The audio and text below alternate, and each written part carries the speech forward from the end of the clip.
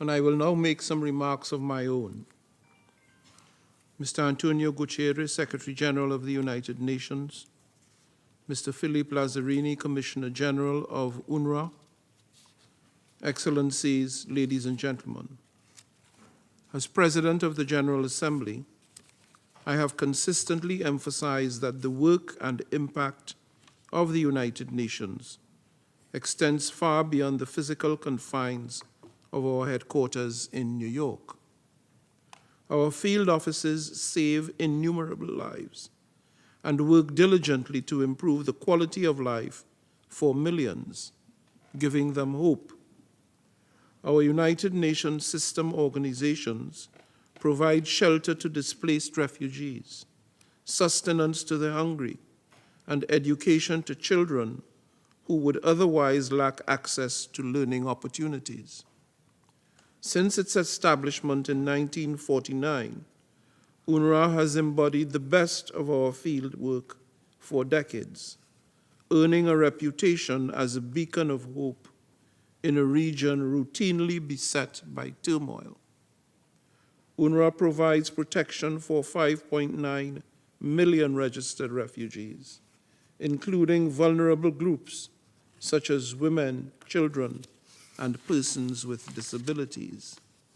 The agency administers 58 recognized Palestine refugee camps, addressing the dire humanitarian needs of over 1.6 million people across Jordan, Lebanon, Syria, the Gaza Strip, and the West Bank, including East Jerusalem.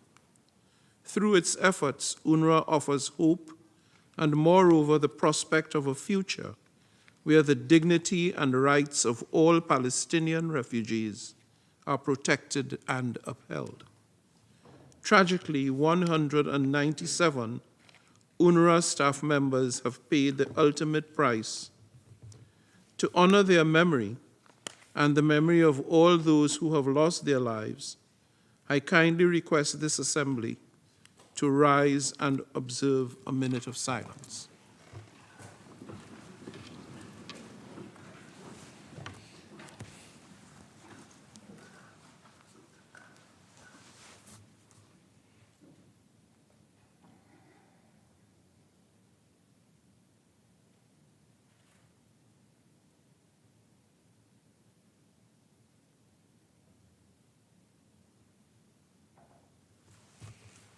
Thank you.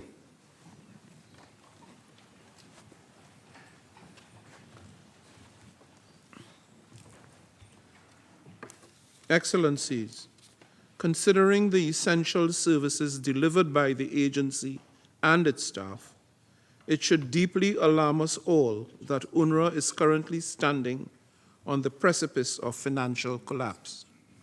We must heed Commissioner General Lazzarini's persistent warnings, reiterated over the past many months, that the budgetary shortfalls facing the organization could force it to cease operations this year, despite its mandate extending to June 2026. The crisis facing UNRWA has been exacerbated by increasingly persistent attacks on the agency's reputation and integrity. Yet, if it ceases operations, it is vulnerable Palestinian refugees who have nowhere else to turn who will suffer the most. Consider that UNRWA's emergency appeals are critically underfunded, currently at only 18 to 19%. This funding will only cover food supplies for Gazans until the end of September. Throughout this season, we have convened multiple times to address the acute situation affecting UNRWA. In March, the General Assembly held an informal plenary to receive a briefing from Commissioner General Lazzarini on the agency's operations. A number of permanent representatives actively participated in the morning GAIAP dialogues, which I convened to shine a spotlight on this disturbing situation. These efforts have aimed at building political support for UNRWA. Today, however, we must match our political commitment with substantial financial contributions. As custodian of UNRWA's mandate, I firmly believe that the General Assembly has a duty to ensure that the agency and its staff and the millions of refugees it serves receive adequate and enduring support, both political and financial, in order to empower it to discharge its mandate. Excellencies, UNRWA is no stranger to crisis. Throughout its history, it has often operated amidst armed conflict. However, the current levels of death and destruction in the Gaza Strip are on an unprecedented scale. At least 38,000 Palestinians have been killed and over 85,000 are injured. More than 90% of the Gaza Strip's population is displaced, with nowhere safe to turn. The territory is grappling with severe acute food insecurity, with 500,000 people on the brink of famine. In an age of such food wastage, the mere existence of a famine, especially one that is human-caused and conflict-induced, is unconscionable and inexcusable. UNRWA has continued to operate throughout this turmoil, albeit at severely limited capacity. Its shelters have been hit, its schools destroyed, and its healthcare facilities severely impacted. Yet UNRWA and its staff has courageously persevered, delivering basic and life-saving assistance and support to the increasingly desperate people of Gaza Strip. In these extraordinary times, where UNRWA's very existence is in jeopardy, we must acknowledge that this pledging conference cannot proceed on the basis of business as usual. Therefore, I address the global public directly. Now more than ever, UNRWA needs your support.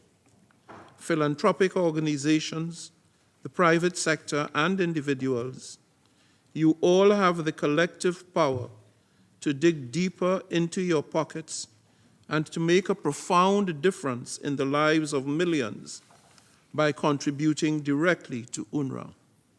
I strongly urge you to act and to do so with utmost urgency. This year must be different. Humanitarian needs are escalating, and our actions must rise to meet them. We must transform rhetoric into reality, ensuring that UNRWA stands on a stable financial footing.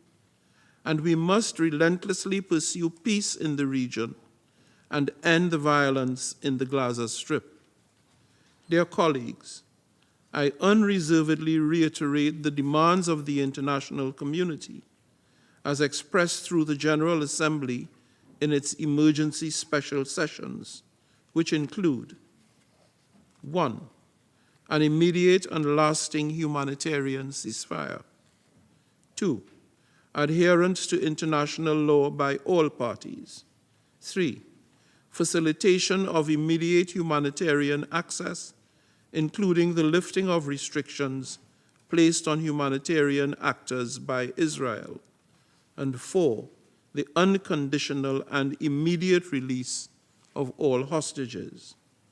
I call on all those with leverage over the parties to exert their influence to achieve these aims.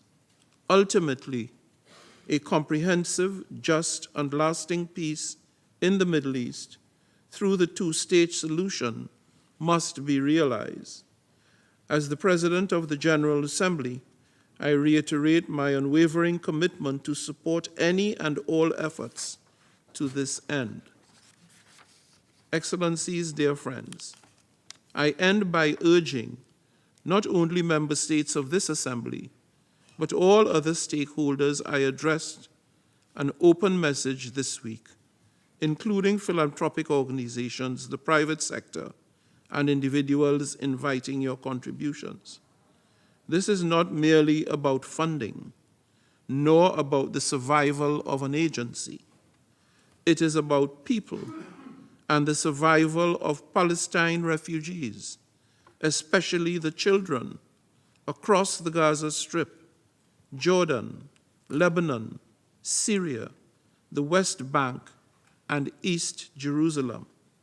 Together, we must forge a sustainable path forward that honors our shared humanity, conscience, and collective mandate to deliver both on our humanitarian obligations and indeed on our human imperatives to help and to heal.